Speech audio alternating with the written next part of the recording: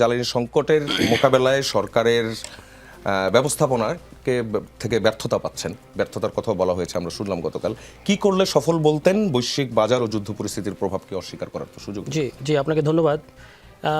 এই এখন যে জ্বালানি সংকট, অন্তত পাম্পের যে সংকট, এটা পুরোটাই আমার কাছে একটা স্ক্যাম মনে হচ্ছে। কেন স্ক্যাম? কারণ হচ্ছে আপনি ওই পাম্প থেকে কি সংগ্রহ করি আমরা? অকটেন, পেট্রোল এবং ডিজেল। তো অকটেন এবং পেট্রোলে বাংলাদেশ প্রায় স্বয়ংসম্পূর্ণ এবং ডিজেল আসে ইন্ডিয়া থেকে।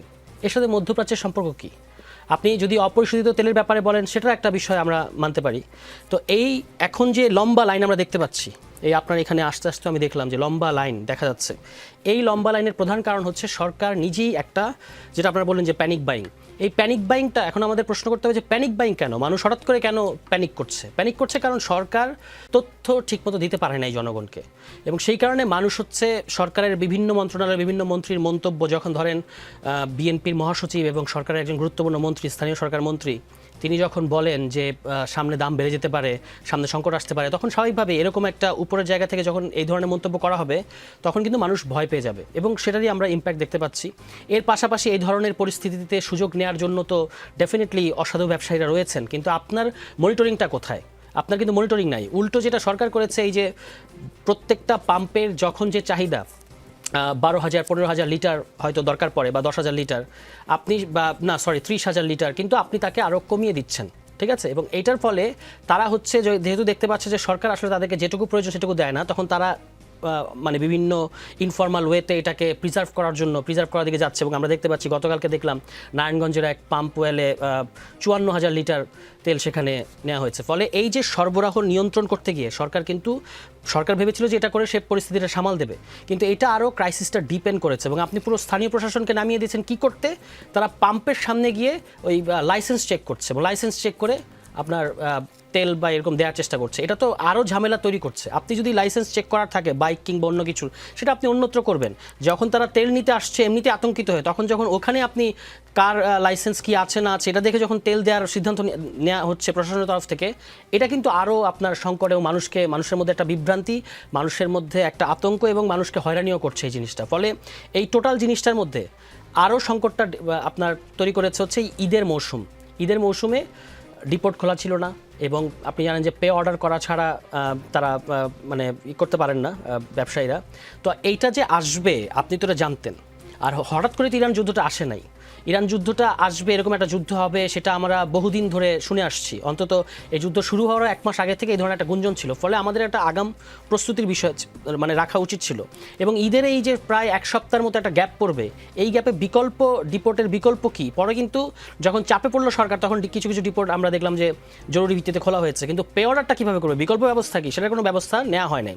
এবং না নেওয়ার কারণেই হচ্ছে আপনার এই যে এখন যে টোটাল কেওস, সংশ্লিষ্টরা কিন্তু বলছেন যে এটা কিন্তু আমদানি ঘাটতি থেকে হচ্ছে না।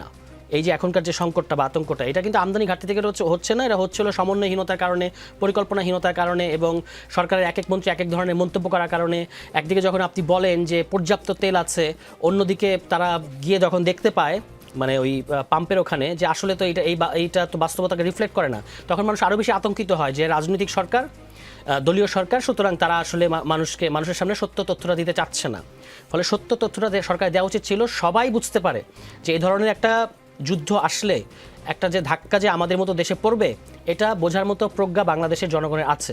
কিন্তু আপনি যদি তাকে তথ্যটা সবসময় আপ টু ডেট রাখতেন, সরকারের যেটা দেখা যাচ্ছে, সরকার হচ্ছে এই ক্ষেত্রে মন্তব্য প্রবণ কিংবা প্রোপাগান্ডা প্রবণ, তারা প্রচারণামূলক, যে আমাদের সরকারের কোনো সমস্যা নেই, আমরা মানে আমাদের সমস্ত তেল আছে, কিংবা আমরা হচ্ছে কোনো সমস্যা হবে না। এই যে মন্তব্য এবং আপনার প্রচারণা, অন্যদিকে তথ্যের ঘাটতি থাকা কিংবা তথ্যের মধ্যে হেরফের থাকা, এটা হচ্ছে মানুষকে আরও বেশি আতঙ্কিত করছে।